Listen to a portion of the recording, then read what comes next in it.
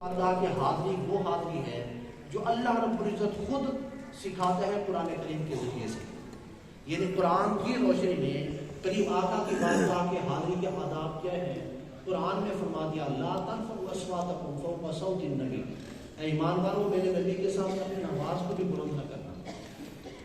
مدینہ وہ شہر ہے، ہر ملک کی حفاظت ان کی جو ہے وہ آرمی کرتے ہیں، ان کے عسکری ادارے کرتے ہیں، قربان جاؤ مکہ اور مدینہ کے تقدس پر کہ جن کی سرحدوں کی حفاظت فورسیں تو کرتے ہی کرتی ہیں، لیکن اللہ کے نیک فرشتے اور معصوم فرشتے ان کی حفاظت پر معمول ہیں۔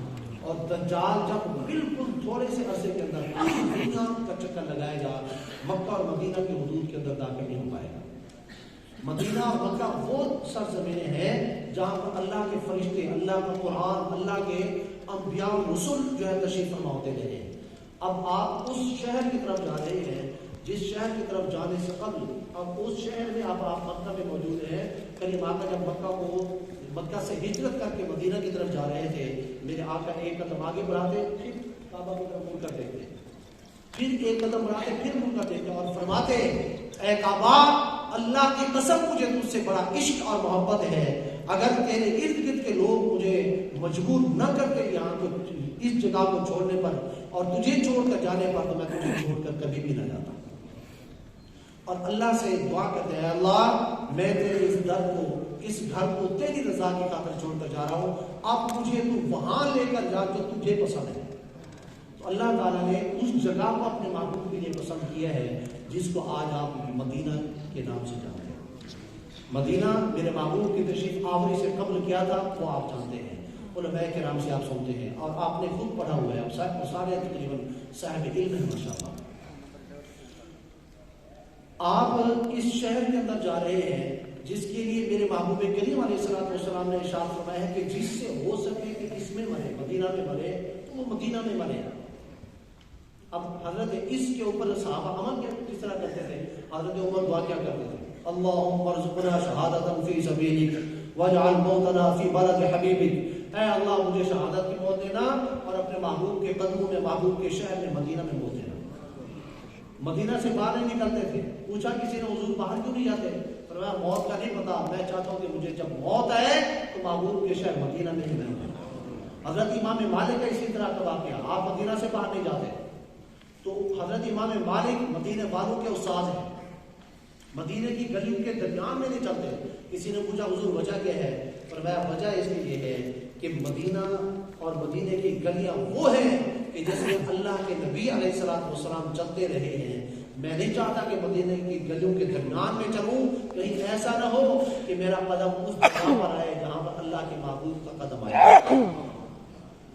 سواری پر سوار نہیں ہوتے تھے، اور وہاں کے علماء کرام، وہاں کے حضرت مولا کائنات حضرت علی رضی اللہ تعالیٰ عنہ بطور خلافت ہے، کریم آقا علیہ السلام کے روضہ مبارکہ کے دروازے کی سیٹنگ کرنے کا معاملہ تھا، کھڑکی کی سیٹنگ تھی، اور بڑی کو بلایا گیا۔ جب بلایا گیا تو وہاں پر آری چلائی جانی تھی۔ حضرت علی رضی اللہ تعالیٰ عنہ نے فرمایا ایسا کرو اس کی ناپ کر لو اور یہ لکڑی لو، لکڑی لے کر مدینے کے حدود سے باہر نکل جاؤ اور وہاں پر جا کر یہ کاٹ کر واپس لاؤ۔ میری ایمانی غیرت کو یہ بات گوارا نہیں ہے کہ آری چلنے کی آواز بھی میرے محبوب علیہ السلام کے آرام کے اندر خلل نہ آئے۔ یہ ادب اور احترام تھا یار۔ اور حضرت طلحہ رضی اللہ تعالیٰ عنہ، ان کا بال بھی اب مسجد نبوی کے حدود کے اندر ہے، جو انہوں نے اللہ کے محبوب علیہ السلام کے حکم کے اوپر اور شوق دلانے کے اوپر انہوں نے محبوب کریم علیہ السلام کی خدمت میں پیش کیا، اور سرکار نے فرمایا اس کو اپنے غریب کو جو رشتہ دار ان کے اندر تشریف فرما۔ تو مدینہ میرے محبوب کریم نے ارشاد ہے من زار قبری وجبت لہ شفاعتی، جس نے میری قبر انور کی زیارت کی اس پر میرے لیے اس کی شفاعت کرنا لازم ہو گیا۔ اور ذہن میں رکھیے ہم نے جنت میں اللہ کے حکم سے جانا ہے، اللہ کی رحمت سے جانا ہے اور نبی کریم کی شفاعت سے جانا ہے۔ اس کے سوا ہم کیا ہے حسید حاجی، حسید ساتھ کی دے، سوال کی دے، اللہ کی بارگاہ میں جب کوئی آئے گا نا، بلکہ ابن ماجہ کی حدیث آپ کے گوش گزار کرو، اللہ کی بارگاہ میں بندہ آئے گا، اللہ رب العزت فرمائے گا میری رحمت سے جنت میں چلا جائے، میری رحمت سے جنت میں چلا جائے۔ تو اللہ کا بندہ یا الہی میرے اعمال جو میں وہاں پر سب کے خیرات نمازیں اور تقوی طہارت وہ کرتا رہا، اللہ رب العزت ارشاد فرمائے گا یہ تو تیری ساری عبادتیں میری ایک نعمت کا بدلہ نہیں، میری ایک نعمت کا بدلہ نہیں۔ اللہ اکبر۔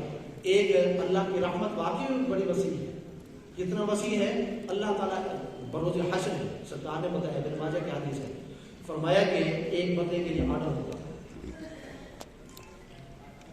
اچھا، تو سرکار علیہ السلام نے فرمایا کہ ایک بندہ خدا اللہ کی بارگاہ میں وہاں پر حاضر ہے اور اس کے لیے آرڈر ہو چکے کہ اس کو جہنم میں لے جاؤ، جہنم میں لے جاؤ۔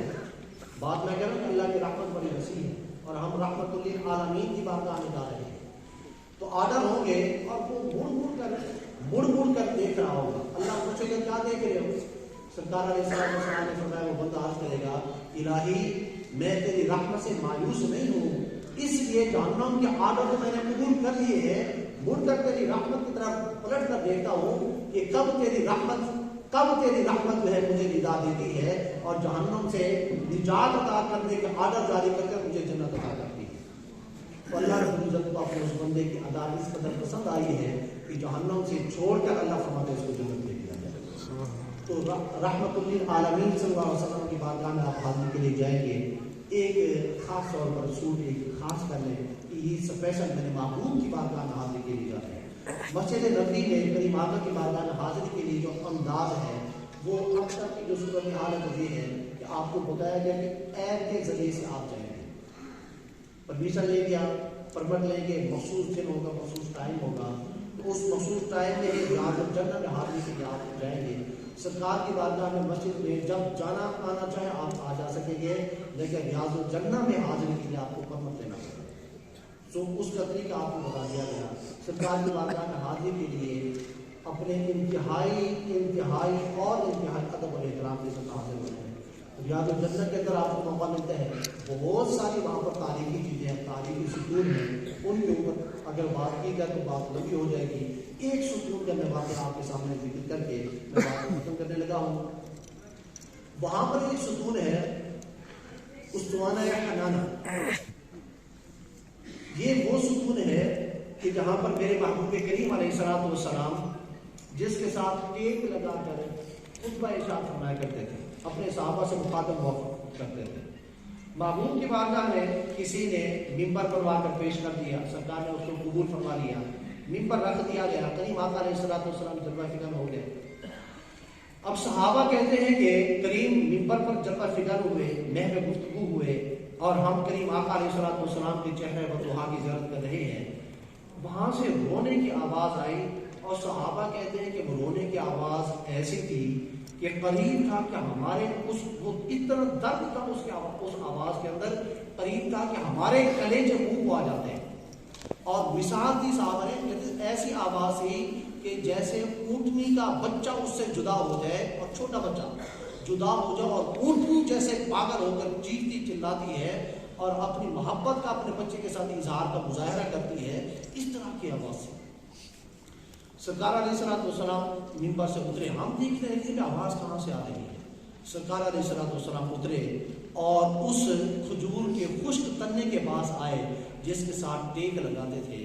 میرے آقا نے آ کر اپنا سینہ والضحا، سینہ طہا اس کے ساتھ لگایا، تو کہتے ہیں کہ وہ خشک کھجور کا تنا ایسے خاموش ہو گیا جیسے بلکتا ہوا بچہ روتا ہوا جب ماں اس کو سینے سے لگا کر وہ خاموش ہو جاتا ہے، تو وہ خشک کھجور کا تنا بھی ایسے خاموش ہو گیا اور سکون میں آ گیا۔ تو یہ جب درختوں کی اور خشک درختوں کی یہ محبت ہے، کریم آقا پھر اسے مخاطب ہوئے اور فرمایا کہ اگر تم چاہتے ہو تم اس بات پر خوش ہو کہ تمہیں یہاں پر لگا دیا جائے تو تمہیں یہاں پر لگا دیتے ہیں، اور تمہارا پھل قیامت تک میرے غلام کھاتے رہیں گے، اور اگر تم چاہو تو تمہیں جنت میں لگا دیتے ہیں۔ تو اس نے آج کی یا رسول اللہ صلی اللہ علیہ وسلم مجھے جنت میں ہی لگا دے، تو سرکار علیہ الصلوۃ والسلام نے اس جگہ پر اسے دفن فرمایا، اور یہاں پر بھی وہ ستون اس تاریخ کے حوالے سے موجود ہے۔ باقی جتنا بھی آپ کو وقت ملتا ہے نفل ادا کریں اپنے لیے، اپنوں کے لیے، وطن عزیز کے لیے، اور خاص طور پر یہ دعا مکہ اور مدینہ ہر جگہ پر ذہن میں رکھنی ہے کہ اے اللہ امت مسلمہ کی عزت رفتہ کو بحال فرما، آمین۔ امت مسلمہ کی عزت رفتہ کو بحال فرما۔ یہ لازمی دعا کرنی ہے۔ ڈھیر ساری زیارات ہیں، وہ آپ کو کتابوں کے اندر مل جائے گی۔ اس حوالے سے اگر کسی کے سوالات بھی ہوں، انشاءاللہ امید ہے کہ کلیئر ہو چکے ہوں گے۔